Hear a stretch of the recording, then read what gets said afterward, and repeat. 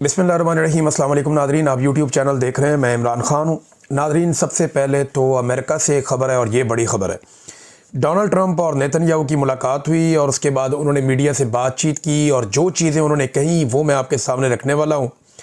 एक तरफ तो पहले आप अपने जहन में ये रखें कि 2 दिन पहले पाकिस्तान के जो वज़ीर ख़ारजा हैं और डिप्टी वज़ीर आज़म हैं इसहाक़ डार साहब, उन्होंने ये स्टेटमेंट दिया था कि पाकिस्तानी फ़ौज गज़ा नहीं जाएगी अगर उन्हें हमास को गैर मुसल्लह करने का टास्क मिला तो पाकिस्तानी फ़ौज अगर हमास को गैर मुसल्लह नहीं करेगी तो फिर कौन सी फ़ौज करेगी। आपको ज़रा जायज़ा लेना पड़ेगा। बहुत सारे मुल्क जो हैं वो मना कर चुके हैं, यानी तुर्की के हवाले से इसराइल को तहफ़्फ़ुज़ात हैं और तुर्की के साथ बेहतरीन ताल्लुक़ होने की वजह से आज़रबाईजान ने मना कर दिया है। मलेशिया इसका हिस्सा नहीं बन रहा।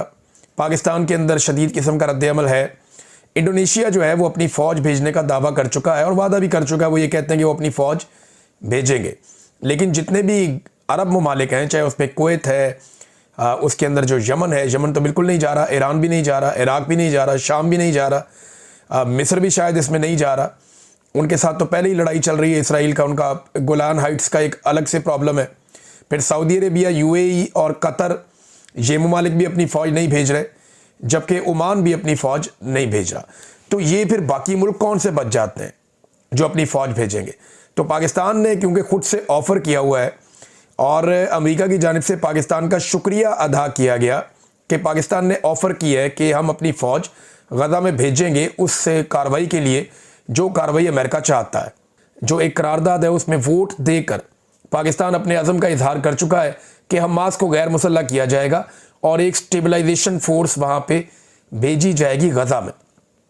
अब पाकिस्तान उसका हिस्सा बनता है और हमास को गैर मुसल्लह नहीं किया जाता, तो ये क्या कहानी हुई। ये तो फिर तो सारा मामला ही गोल हो गया। अब इसहाक़ डार कहते हैं कि पाकिस्तानी फ़ौज गैर मुसल्लह करने नहीं जाएगी। डोनाल्ड ट्रंप क्या कहता है ज़रा वो सुने। डोनाल्ड ट्रंप की मुलाकात होती है नेतन्याहू से और एक तो ये है कि नेतन्याहू ईरान के ऊपर अब अटैक कर सकता है दोबारा से, यानी खित्ते में एक नई जंग शुरू हो सकती है। और इस मरतबा जो नेतन्याहू का अटैक होगा वो बैलिस्टिक मिसाइल प्रोग्राम के ऊपर अटैक करेगा। जब एक सवाल पूछा गया डोनाल्ड ट्रंप से कि क्या आप ईरान के ऊपर हमला करने की इसराइल को इजाज़त देते हैं, तो डोनाल्ड ट्रंप ने कहा जी बिल्कुल, बैलिस्टिक मिसाइलों के लिए हम हाँ कहते हैं कि उनके ऊपर अगर ईरान पे अटैक करता है, ईरान की बैलिस्टिक मिसाइल्स की जो टेक्नोलॉजी है उस पर अगर अटैक करता है इसराइल, तो ठीक है, हम हाँ कहते हैं। और अगर वो एटमी हथियारों के लिए अटैक करता है तो फिर तो हम कहते हैं कि फौरी तौर पे, यानी फास्ट, जल्दी आप इसको करें, हम ये कहते हैं। दूसरी जानब जो है वो इसराइली जो नेतन्याहू हैं, उन्होंने कहा मैं ये बात बार बार दोहराऊंगा और इसराइल बहुत खुशकिस्मत है, इसराइल को वाइट हाउस में कभी भी डोनाल्ड ट्रंप जैसा कोई दोस्त मुयस्सर नहीं आया।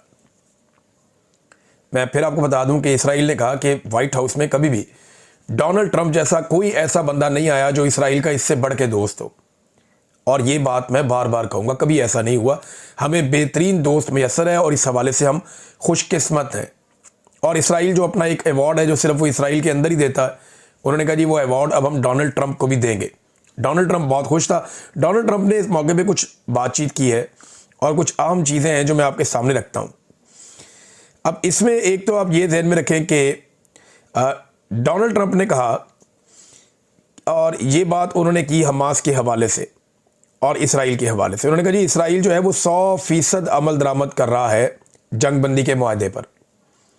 हालांकि सारी दुनिया ये जानती है कि बेशुमार कत्लेआम उसके बाद से लेकर अब तक हो चुका है जब से जंगबंदी हुई है, और जो कत्लेआम हुआ है वो इसराइल के ऊपर ही बार बार इल्ज़ामात लगते हैं। आलमी इदारे भी कहते हैं और आलमी सतह पे हुकूमतें भी यही कहती हैं और इसराइल की मजम्मत भी की जाती है, लेकिन डोनाल्ड ट्रंप कह रहे हैं कि इसराइल ने 100% अमल दरामद किया है अमन मुआहदे के ऊपर। फिर वो बार बार ये भी कह रहे हैं कि इसराइल जो है वो ठीक है, हमास जो है वो खिलाफ वर्जी करता है। हमास के बारे में डोनाल्ड ट्रंप की राय ठीक नहीं है। फिर डोनाल्ड ट्रंप ने एक और बात की हमास के हवाले से, उन्होंने कहा जी हमास को फौरी तौर पे गैर मुसल्लह होना पड़ेगा और हमास को इसके लिए बहुत कम वक्त दिया जाएगा। अगर हमास फौरी तौर पे गैर मुसल्लह हो जाता है तो ठीक है, और अगर हमास हथियार नहीं डालता। अच्छा, ट्रंप ने यह दावा भी किया कि हमास ने खुद इस बात पे एग्री किया था या इत्तफाक किया था कि वो हथियार डाल देगा, जबकि हमास के जो लोग हैं वो बार बार इंटरनेशनल मीडिया को ये बता चुके हैं कि हमने कभी भी गैर मुसल्लह होने का नहीं कहा, क्योंकि यहाँ पे इसराइल का कब्ज़ा है तो हमारी मज़ामत कब्ज़े के ख़िलाफ़ है, तो हम हथियार डाल नहीं सकते। अगर एक फ़लस्तीनी रियासत बन जाए और वो इंतज़ाम संभाल ले तो उस रियासत के सामने हम हथियार डाल सकते हैं, अदरवाइज़ हम किसी और के सामने हथियार क्यों डालेंगे। हमास बार बार ये कहता रहा है। अब एक मरतबा फिर डोनाल्ड ट्रंप ने इस पर बड़ा ख़बरदार किया और उन्होंने ये कहा कि हमारे पास 59 यानी 59 ऐसे ममालिक हैं जो गज़ा में जाकर हमास को ख़त्म करने पर तैयार हैं। यानी अगर हमास खुद से गैर मुसल्लह नहीं होता तो ये ममालिक जाएंगे और जाकर हमास को ख़त्म करेंगे और इसका कला कमा कर देंगे और इसराइल को खुद कुछ भी नहीं करना पड़ेगा। ये भी डोनाल्ड ट्रंप ने कहा। उसने कहा हम ऐसा नहीं चाहते लेकिन ये करना पड़ जाएगा अगर हमास अपने आप को गैर मुसल्लह खुद से नहीं करता। तो ये जो 59 ममालिक हैं, क्या इन ममालिक के कौन से नाम हैं? देखें, यूरोप के जो ममालिक हैं वो हमास को एक दहशतगर्द तंजीम तो समझते हैं। वो ये कहते हैं कि हमास दहशतगर्द तंजीम है, वो ये कहते हैं, लेकिन इसके बावजूद वो ये कहते हैं कि इसराइल ने फ़लस्तीनियों का बहुत बड़े पैमाने पर कत्लेआम भी किया है। और मुझे नहीं लगता कि वो ममालिक इस लड़ाई के अंदर पड़ेंगे। अब बहुत सारे ममालिक मुसलमान हैं जिनका तस्करा किया जाता है, लेकिन 57 इस्लामी ममालिक की एक फ़ौज बनी हुई है। अब उनमें बेशतर ममालिक के नाम मैं आपके सामने ले चुका हूँ, जो ममालिक इस बात पे एग्री नहीं करते कि वो जाएंगे और जाकर गज़ा के अंदर हमास को गैर मुसल्लह करेंगे। पाकिस्तान के वज़ीर ख़ारजा का बयान कुछ और कह रहा है और पाकिस्तान के आर्मी चीफ और पाकिस्तान के वज़ीर आज़म जो हैं वो इंटरनेशनली कुछ और करके आ गए हैं। अब हुआ क्या, ये इसहाक डार को स्टेटमेंट क्यों देना पड़ा? और डोनाल्ड ट्रंप ने स्टेटमेंट दिया कि नहीं, ये मुसलमान ममालिक जो हैं वो हमास को तबाह कर देंगे और इसराइल को कुछ नहीं करना पड़ेगा। ये जो ममालिक जिनका जिक्र वो डोनाल्ड ट्रंप कर रहे हैं स्टेबलाइजेशन फोर्स के हवाले से, और पाकिस्तान उसका हिस्सा बनने के लिए खुद से पेशकश कर चुका है। पाकिस्तान ने खुद कहा कि हम इसका हिस्सा बनना चाहते हैं, अपनी अर्जी डाली पाकिस्तान ने इसमें। अब मामला ये है कि ये फील्ड मार्शल आसिम मुनीर का और शहबाज शरीफ का फैसला तो था, लेकिन उस पर अमल दरामद के लिए उन्हें पाकिस्तान के अंदर एक कॉन्सेंट चाहिए। देखिए, जाके फील्ड मार्शल ने या शहबाज शरीफ ने तो नहीं लड़ना तो पाकिस्तान के फौजियों ने है, और पाकिस्तान के अंदर इस पर रद्द-ए-अमल बड़ा सख्त है, इदारे के अंदर भी बड़ा सख्त रद्द-ए-अमल है। और ये बहुत मुश्किल एक्टिविटी है कि पाकिस्तान की फ़ौज जाए और जाकर हमास को गैर मुसल्लह करे और फ़लस्तीनियों के साथ एक लड़ाई लड़े। उन फ़लस्तीनियों के साथ एक लड़ाई लड़े जो फ़लस्तीनी गुज़िश्ता कई दहाइयों से अपनी लड़ाई लड़ रहे हैं और पाकिस्तान उनकी मॉरल सपोर्ट करता चला जा रहा है आलमी सतह पे। ये बिल्कुल ऐसे ही है कि जैसे पाकिस्तान कश्मीर चला जाए और कश्मीरियों के साथ लड़ाई शुरू कर दे भारत की ईमा के ऊपर कि आप भारत को तंग ना करें, हम आपके साथ नहीं तो जंग करेंगे। तो ये उससे मिलती जुलती चीज़ ही आप समझ लें कि जाएं और जाकर, क्योंकि पाकिस्तान ना दो जगह पे हमेशा से एक बात करता आया कि ये हक़ खुद इरादियत के लिए ये लोग लड़ रहे हैं, इनके हकूक़ इन्हें नहीं दिए जा रहे और इनके साथ जुल्म और ज़्यादती हो रही है, इनकी ज़मीन इनसे छीनी गई है। एक पाकिस्तान ये मुकदमा रखता रहा है हमेशा फ़लस्तीन के हवाले से, और एक रखता रहा है पाकिस्तान हमेशा ये मुकदमा कश्मीर के हवाले से। अगर पाकिस्तान यू टर्न लेगा ना कश्मीर के हवाले से या फ़लस्तीन के हवाले से, फ़लस्तीन के हवाले से पाकिस्तान फ़र्ज़ करें यू टर्न लेता है, तो कश्मीर का केस आपका कमज़ोर हो जाएगा, क्योंकि इसी बुनियाद के ऊपर आप कश्मीर की भी सपोर्ट करते हैं ना। जब आप उधर सपोर्ट नहीं करेंगे तो आपको इधर सपोर्ट नहीं मिलेगी। बहरहाल कश्मीर के मामले में तो पाकिस्तान के जर्नैल कह चुके हैं कि आप कश्मीर को भूल जाए। ये हमें जनरल बाजवा ने पब्लिकली कहा था कि कश्मीर को आप भूल जाएं और इंडिया के साथ ट्रेड करें, ताल्लुकात को नॉर्मलाइज करें, लेकिन इंडिया ने पाकिस्तान का पानी रोक लिया। अब हमारे पास एक फील्ड मार्शल है, इसके बावजूद हम इंडिया से अपना पानी नहीं खुलवा पाए। हाँ, हम ये ज़रूर कर रहे हैं कि हम लोगों के घर गिरा रहे हैं। ये खबर आप देखें एजाज सैयद साहब की, बड़ी तकलीफ दे खबर है। बहरहाल ये डोनाल्ड ट्रंप ने जनाब ये कहानी दे दी सारी, और अब मुमकिन तौर पे हमला हो सकता है ईरान के ऊपर भी। नादरीन, ये खबर दी है एजाज सैयद साहब ने।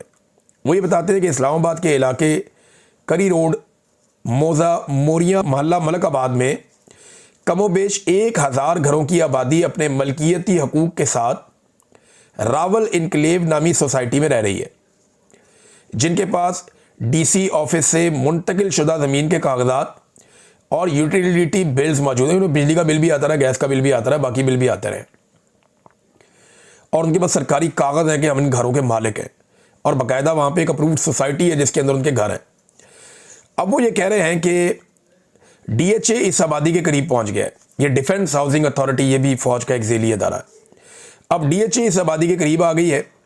कीमती ज़मीन को खाली कराने के लिए federal employees government housing authority मुतहर्रिक हो गई है और 2 घर गिरा दिए गए हैं। बाकी को कल 12 बजे तक का वक्त दिया गया है। एक तरफ DHA की ताकत है और दूसरी तरफ ये कमज़ोर लोग हैं, यानी तवज्जो हमारी इसी तरफ रहेगी, कारोबार की तरफ ही रहेगी। देखें ना, अभी एक खातून ये कह रही थी कि ये फील्ड मार्शल के लिए फतूहात का साल है। 2 घर तो फतह कर लिए रातों रात, बाकी घरों को अल्टीमेटम दे दिया गया है, कल 12 बजे तक का उनको भी फतह कर लिया जाएगा। उधर कराची में एक बच्चा जो है वो खुले मैन होल में गिर गया। हमारे पास फील्ड मार्शल है, इसके बावजूद हमारे बच्चे जो हैं वो मैन होल्स के अंदर गिर रहे हैं, उनका इंतकाल हो रहा है। वो फिक्सेड वाले वहाँ पे गए, जाके उन्होंने कहा जी हम गटर में ढक्कन रखते हैं, तो पीपल्स पार्टी के जो कारकुन है वो उनको पड़ गए आगे से। उन्होंने कहा जी आप PTI के लोग हैं, आप क्यों ढक्कन रखने आए हैं, आपको हम ढक्कन रखने नहीं देंगे। और उन्होंने ढक्कन रखने से मना करके लड़ाई करके उनको वहाँ से भिजवा दिया। अब अंदाज़ा करें, आपके फिक्सेड के लोग आए, उन्होंने आके कहा जी हम ढक्कन रखेंगे। ये कहते जी आपको ढक्कन हम रखने नहीं देंगे और ख़ुद हम रखेंगे नहीं। यानी अगर आपने किसी और को ढक्कन नहीं रखने देना कि ये PTI के लोग हैं, इनका ढक्कन जो है वो गुनाह होता है रखना, तो भाई आप खुद रख लें। फिर आपकी हुकूमत है सिंध के अंदर, कितनी दहाइयों से आप वहाँ पे हुक्मरानी कर रहे हैं, तो आप खुद गटरों के ऊपर ढक्कन लगा दें और बच्चों की ज़िंदगी को महफूज बनाएं। अब क्योंकि हर चीज़ का क्रेडिट पाकिस्तान में फील्ड मार्शल को दिया जाता है, जब हर चीज़ का क्रेडिट फील्ड मार्शल को दिया जाता है तो हर खराबी की जिम्मेदारी भी फील्ड मार्शल की होगी। देखें ना, उसूल एक जैसा होना चाहिए ना।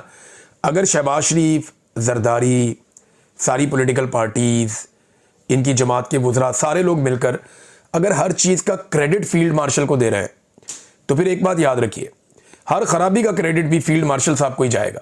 क्योंकि ये नहीं हो सकता कि मीठा मीठा हप हप, कड़वा कड़वा थू थू, ये नहीं हो सकता, फिर क्रेडिट भी जाएगा। मैन होल नहीं है तो फील्ड मार्शल है हमारे पास, वो रिस्पॉन्सिबल है, मैन होल होना चाहिए था हमारे पास। पंजाब हुकूमत खबरें चलवा रही है जनाब कि ज़रई इनकलाब आ गया, मरीम नवाज लेकर आ गई। नवाज शरीफ और मरीम नवाज पंजाब में ज़रई इनकलाब लेकर आए। कौन सा ज़रई इनकलाब लेकर आए? गंदम का किसान इन्होंने रोल के रख दिया। वो गंदम जो आम शहरियों को 3800 से 4000 रुपये मन मिली, किसान से 2000 से 2200 रुपये मन खरीदी गई। यानी जब किसान ने बेचनी थी गंदम तो उसको सस्ता कर दिया ताकि किसान को पैसे ना मिले, और जब माफिया ने गंदम बेचनी थी तो उसको डबल कीमत का कर दिया ताकि माफिया अपना लगाया हुआ पैसा डबल कर ले। ये ज्यादती इन्होंने किसान के साथ की, और एक दफ़ा नहीं, बार बार ये ज्यादती इन्होंने किसान के साथ की है।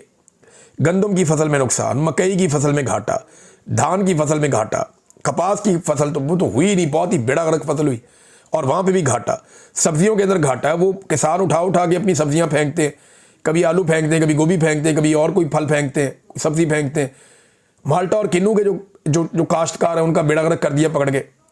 और गन्ने के किसान के साथ जो इस मरतबा ज्यादती की गई है वो तो कई सालों का इन्होंने रिकॉर्ड तोड़ दिया है। तो किसान को तबाह बर्बाद करके ये कह रहे हैं हम ज़रई इनकलाब पाकिस्तान में लेकर आ रहे हैं। ऐसे ज़रई इनकलाब नहीं आता। पाकिस्तान टेक्सटाइल कौंसिल ने बताया कि टेक्सटाइल इंडस्ट्री की बरामदात में मजीद 14% तक कमी हो गई है। ये लगातार पाकिस्तान की बरामदात कम होती जा रही है। बड़ी बड़ी टेक्सटाइल मिलें बंद हो रही। 144 टेक्सटाइल मिलों के बारे में बताया गया चंद दिन पहले, जो बड़ी वाली थी वो बंद हो गई। अब वो कह रहे हैं जी हमारी एक्सपोर्ट्स के अंदर कमी हो रही है, 14% मजीद गिरावट आ गई है। हमारे पास फील्ड मार्शल हैं, लेकिन इसके बावजूद हमारी जो टेक्सटाइल की बरामदात हैं वो लगातार पाकिस्तान की कम हो रही हैं, जो एक बड़ी तकलीफदेह बात है और ये नहीं होना चाहिए। नादरीन, फौजी फाउंडेशन नफ़ा में है, यानी मुनाफा कमा रहा है। BBC की एक रिपोर्ट है कि फ़ौज के ज़ेरे निगरानी चलने वाले जितने भी उनके इदारे हैं कारोबारी, वो मुनाफे में जा रहे हैं, पाकिस्तान खसारे में जा रहा है। हालांकि पाकिस्तान के ऊपर जो है वो फ़ौज ने ही ज़्यादा वक्त हुक्मरानी की है। और मज़े की बात यह है कि फ़ौज के सारे कारोबार मुनाफे में है और पाकिस्तान जो है वो खसारे में। इंटरेस्टिंग बात यह है कि जितने हुक्मरान हैं उन सब के अपने ज़ाती कारोबार मुनाफे में है, और जिस मुल्क पे वो हुक्मरानी कर रहे हैं वो मुल्क खसारे में है। आपको पता है क्यों? क्योंकि ये सारे अपने कारोबारों को तहफ़्फ़ुज़ देने के लिए और अपने कारोबारों को चलाने के लिए पाकिस्तान का नुकसान करते हैं। ये ऐसे फ़ैसले करते हैं जिससे पाकिस्तान नीचे जाता है, इनके कारोबार ऊपर जाते हैं। तो जब तक इस तरह के सियासतदानों को या ऐसे मफाद परस्तों को या इस किस्म की एस्टेब्लिशमेंट को आप अलग नहीं कर देते पाकिस्तान के मामलात से, तब तक पाकिस्तान में फेयर कंपटीशन नहीं होगा, तब तक पाकिस्तान आगे नहीं निकल पाएगा। बहरहाल इनके अपने कारोबार चलते रहते हैं। अब इमरान खान साहब पे तनकीद करते हैं कि इमरान खान ने अपने दौर में क्या किया। मैं आपको सुनाता हूँ क्या किया। ये ग्रॉक से पूछा, आर्टिफिशियल इंटेलिजेंस से, कि इमरान खान के दौर पे कुछ मंसूबे तो बताओ। अब वो क्या बता रहा है। उन्होंने कहा जी कि उसने 20 मंसूबे बताए। 20 पूछे थे, 20 ही बताए। उसने कहा जी नंबर 1 एहसास प्रोग्राम, गुर्बत मिटाओ। नंबर 2 10 बिलियन ट्री सुनामी का प्रोग्राम था, बहुत बड़ा प्रोजेक्ट था। नंबर 3 नया पाकिस्तान हाउसिंग स्कीम थी, बहुत बड़ा प्रोजेक्ट था। नंबर 4 सेहत कार्ड था, पाकिस्तानी आज भी याद करते हैं। नंबर 5 कामयाब जवान प्रोग्राम था, बहुत नौजवानों को मौके मिले। नंबर 6 दियामर भाषा डैम, इमरान खान साहब। मोहम्मद डैम, इमरान खान साहब। करतारपुर राहदारी, इमरान खान साहब। क्लीन ग्रीन पाकिस्तान, इमरान खान साहब। रोशन डिजिटल अकाउंट, अरबों डॉलर, इमरान खान साहब। रास्त पेमेंट सिस्टम, इमरान खान साहब। एहसास कफालत प्रोग्राम, इमरान खान साहब। पनागाहें, इमरान खान साहब। लंगर खाने, इमरान खान साहब। किसान कार्ड, इमरान खान साहब। एहसास स्कॉलरशिप्स, इमरान खान साहब। प्लांट फॉर पाकिस्तान, इमरान खान साहब। प्रोटेक्टेड एरियाज इनिशिएटिव, ये इमरान खान साहब का इनिशिएटिव है, इन एरियाज को प्रोटेक्ट किया जाए, तो ये भी उनका है। कोविड-19 स्मार्ट लॉकडाउन, एक ज़बरदस्त मनसूबा जिसको पूरी दुनिया ने सराहा। कौन था? इमरान खान साहब। असासा रिकवरी यूनिट, शहजाद अकबर साहब ने बहुत पैसा इन्होंने दुनिया से इकट्ठा किया, जो पाकिस्तान का लूटा हुआ था। कौन था? इमरान खान साहब। आलमी सतह पर अफगान अमन अमल में इमरान खान ने बहुत बड़ा किरदार अदा किया। रेकॉर्डिक केस के अंदर पाकिस्तान के 11 अरब डॉलर इन्होंने बचाए। इस्लामोफोबिया पर अक़वाम मुत्तहिदा में करारदाद पास करवाई। कर्ज माफ़ी की वकालत की। रूस के साथ ताल्लुकात बेहतर किए। कोई नई कोयला प्लांट्स ना बनाने का इन्होंने ऐलान किया कि कोयले के साथ हम कोई बिजली नहीं बनाएंगे, इससे पोल्यूशन होती है। और बहुत सारी चीज़ें, बेशुमार चीज़ें जो इमरान खान साहब ने की हैं। तो ये जो लोग कहते रहे इमरान खान ने कोई काम नहीं किया, तो ये चंद काम है इमरान खान साहब के। और जितने काम इमरान खान साहब ने किए ना 3 साल में, अब उतने ही साल इनको भी हो गए आए हुए, लगभग 4 साल इनको होने वाले हैं आए हुए। तो इमरान खान से ज़्यादा टाइम इन्होंने गुजार दिया है। फील्ड मार्शल को भी साथ मिला लें, शहबाज शरीफ को भी साथ मिला लें, जरदारी को भी साथ मिला लें, सारी रवायती सियासी जमातें जो इक़्तिदार के अंदर हैं उन सबको साथ मिला लें, ये सब रल के इमरान खान का 10वां हिस्सा भी काम नहीं कर सके। मईशत को वो आदमी इतना ऊपर लेकर चला गया था कि आपकी माशी ग्रोथ 6% के करीब पहुंच गई थी और वो वहाँ सस्टेन कर रही थी। जबकि इन्होंने क्या किया, इन्होंने हर चीज़ का बेड़ा गर्क कर दिया आने के बाद, और सत्यानाश अभी तक पाकिस्तान में उन तमाम चीज़ों का जारी है। अब मरीम नवाज ने कहा जी पंजाब में बसंत मनानी है, तो मना लें बसंत। इनको बसंत पे पाबंदी लगानी पड़ जाएगी। उसकी वजह यह है कि बहुत सारी जगहों पे जो सबसे बड़ी डिमांड आएगी वो इमरान खान के फ़ोटोज़ वाली पतंगों की आएगी। सबसे बड़ी डिमांड आएगी वो पीटीआई के झंडों वाली पतंगों की आएगी। सबसे बड़ी डिमांड जो आएगी वो कैदी नंबर 804 वाली पतंगों की आएगी। ये बात तमाम लोग जहन में रख लें। ये बसंत मनाएंगे, जिस पाकिस्तान तहरीक इंसाफ के झंडे को ये आज तक लहराने नहीं दे रहे, आपको हर छत से, हर जगह से, हर मोहल्ले से पाकिस्तान तहरीक इंसाफ की पतंगें ही नजर आएंगी। ये पुलिस वाले SHO बेचारे दौड़ते भागते फिर रहे होंगे हर जगह पे कि पीटीआई दे रंग वाली पतंग किसी ने उड़ाई थी, फड़ लांगे, कान फड़ा देंगे, ये करांगे, वो करांगे। आप देखिएगा ये होगा। ये नवाज शरीफ की शक्लों वाली पतंगे मुफ्त बांटेंगे, ये मरीम नवाज की शक्लों वाली पतंगे मुफ्त बांटेंगे और आपको लोग दिखाएंगे उन पतंगों को फाड़ते हुए और फेंकते हुए। लोग इमरान खान की शक्लों वाली पतंगे उड़ाएंगे, लोग कैदी नंबर 804 वाली पतंगे उड़ाएंगे, लोग पीटीआई के झंडे वाली पतंगे उड़ाएंगे, और आप ये देखिएगा कि पतंगे उड़ेंगी कैसे। इन्हें बसंत पे हमेशा के लिए पाबंदी लगानी पड़ जाएगी। जो इनके साथ होना है बसंत वाले दिन, वो मैं आपको पहले बता देता हूँ। अब वो पुलिस वाली जो है शहर बानो साहिबा, वो बजिद है कि जनाब डॉक्टर साहब जो हैं वो मशहूर होने के लिए ऐसा कर रहे हैं, मेरे ऊपर इल्ज़ाम लगा रहे हैं। तो डॉक्टर साहब को मशहूर होने की क्या ज़रूरत है? वो इतने बड़े सर्जन है और आपकी उनके सामने औकात ही कोई नहीं है। आप एक छोटी सी 3rd क्लास पुलिस ऑफिसर हैं, एक नॉर्मल पुलिस ऑफिसर। वो डॉक्टर है भाई, वो बहुत पढ़ा लिखा आदमी है, बड़ा ज़हीन आदमी है, वो इंसानों की जान बचाता है। आपकी इज़्ज़त अपनी जगह पे है, लेकिन आप एक सरकारी मुलाजिम है जिसको कौम तनख्वाह देती है नौकरी करने की। आप में और डॉक्टर की इज़्ज़त में बहुत फ़र्क है। वो आपसे बहुत सीनियर है, उनकी उम्र आपसे बहुत बड़ी है, उनकी आवाम के लिए खिदमत भी आपसे बहुत ज़्यादा है, तो उनकी इज़्ज़त पहले ही आपसे बहुत ज़्यादा है। आप ये कैसे गलतफहमी होगी कि आपकी इज़्ज़त डॉक्टर साहब से ज़्यादा है? डॉक्टर साहब बहुत इज़्ज़त वाले आदमी हैं। अब सवाल ये पैदा होता है कि अगर डॉक्टर साहब ने पहले ही सारा मामला आपके बकौल वो हल कर लिया हुआ था, पैसे वैसे दे दिए थे, तो फिर आपको क्या ज़रूरत पड़ी डॉक्टर साहब को बुलाने की? दूसरा, क्या ज़रूरत पड़ी कि आपकी पुलिस गई और जाकर डॉक्टर साहब के गार्ड को गिरफ्तार किया, उसको लॉकअप में रखा, डॉक्टर साहब के को अपने ऑफिस में क्यों बुलवाया गया, डॉक्टर साहब पे दबाव क्यों डाला गया, ये 3 चेक क्यों डॉक्टर साहब से उस खातून को दिलवाए गए। डॉक्टर साहब तो डेटों के साथ सारी चीज़ें बताते हैं ना। तो शहर बानो साहबा जो हैं वो फंस गई हैं और अब वो ये कहती है कि जनाब मैं, वो धमकी भी लगाती हैं कि शुक्र करें मैं केस नहीं कर रही, तो कर लें लोगों के ऊपर केस, डॉक्टर साहब पे जाके केस करें, डॉक्टर साहब आपको बता देंगे कि आपने क्या किया और कैसे किया। नादरीन, सोहराब बरकत साहब को अभी तक नहीं छोड़ा गया। जुल्म की एक दास्तान है जो रकम की जा रही है। 1.25 महीना होने को आ गया, सोहराब बरकत साहब को कैद में रखा हुआ है और उन्हें आज़ाद नहीं कर रही। ये रजीम इतना जालिम और इतना बदतमीज़ हो गया, यानी इन्हें समझ ही नहीं आ रही कि इंसानों की आवाज़ को कुचलते कुचलते ये इंसानियत के सारे तकाज़े ही भूल गए हैं। इन्होंने तो कैंसर ज़दा पेशेंट यास्मीन राशिद साहिबा को नहीं छोड़ा, इन्होंने तो उठा के 2 बहनों को उठा के गिरफ्तार करके अंदर डाल दिया, सिर्फ इसलिए कि वो जमहूरियत की बात करती हैं, वो तनकीद कर देती हैं कि इदारों को अपनी हदूद में रहना चाहिए और अपना काम करना चाहिए। वो सोहराब बरकत को एक इंटरव्यू करने के चक्कर में अंदर डाल दिया पकड़ के, फिर एक के बाद एक मुकदमा बना दिया। वो आगा शेख सरवर साहब बाहर आए, राय गुलाम अली साहब, वो बताते हैं उनको बदतरीन टॉर्चर किया और टॉर्चर करने वाले कहते थे मरियम से माफ़ी मांगो। क्यों मांगे भाई? वो ताड़ी फुप्पी लग दी यार, तुम लोग क्यों कह रहे हो माफ़ी मांगो, तुम्हारा ताल्लुक क्या है इस सारे काम के साथ? उनकी पॉलिटिकल पार्टी जाने, वो लोग जाने, आप क्यों कह रहे हैं कि माफ़ी मांगो? आपका ताल्लुक ना लेना ना देना, बिला वजह माफ़ी मांगो। और वो कह रहे जी आपने क्यों उसको टिकटॉकर कह के मुखातिब किया? वो टिकटॉक बनाएंगे, टिकटॉकर ही कहेंगे और क्या कहेंगे। एक जाली हुकूमत के अंदर आके एक औरत बैठ गई है हुकूमत में, एस्टेब्लिशमेंट ने लाके उनको बैठा दिया जूते पॉलिश करने के बदले में, या तस्मों के साथ लटक के वो आ गई हैं। तो पुलिस को अपनी औकात के अंदर रहना चाहिए। भैया आप तो पुलिस की नौकरी कर रहे हैं, आपको तो आवाम तनख्वाह दे रही है, मरियम नवाज तो नहीं दे रही है आपको तनख्वाह। तो वो जो बात कर रहे हैं उनका डेमोक्रेटिक राइट है, और अगर उससे कोई प्रॉब्लम है तो उनकी पार्टी ये बात करे, आप ये बात क्यों कर सकते हैं? तो टॉर्चर कर रहे हैं नौजवानों के ऊपर। उन्होंने बेचारों ने बताया काफ़ी जुल्म उन्होंने सहा है, अल्लाह रब्बुल इज़्ज़त की मेहरबानी से वो वक्त गुजर गया। लेकिन मेरी गुजारिश है कि इन तमाम लोगों के नाम ज़रूर याद रखे जाएं, ज़रूर इनके नाम याद रखे जाएं और लिख कर रखे जाएं, क्योंकि जब वक्त बदलेगा ना तो इन सबको कानून के सामने जवाबदेह होना पड़ेगा और ये कानून के कटहरे में सब के सब लोग आएंगे। ऐसा नहीं है कि ये लोग बच जाएंगे। पाकिस्तान के साथ नाज़रीन जो हो रहा है वो आपके सामने भी, टाउट्स ने नया ऐलान कर दिया और वो ये दावा कर रहे हैं कि जनाब 2 से 3 माह में इमरान खान को GHQ हमला केस में सज़ा हो जाएगी। वैसे जो टाउट्स कह देते हैं ना, उसके बाद वो सिलसिला उस तरफ अदालतों का चल पड़ता होता है।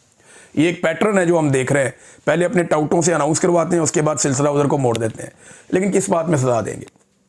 जिस दिन पब्लिक रिएक्शन आया था आपके जुल्म के नतीजे में, उस दिन तो इमरान खान साहब बाकायदा कैद थे, वो तो बाहर थे ही नहीं, और एक गैर कानूनी कैद, एक गैर आईनी कैद के अंदर वो थे, जिसको अदालत ने गलत करार दिया और आज तक उन्हें उसका इंसाफ नहीं मिला।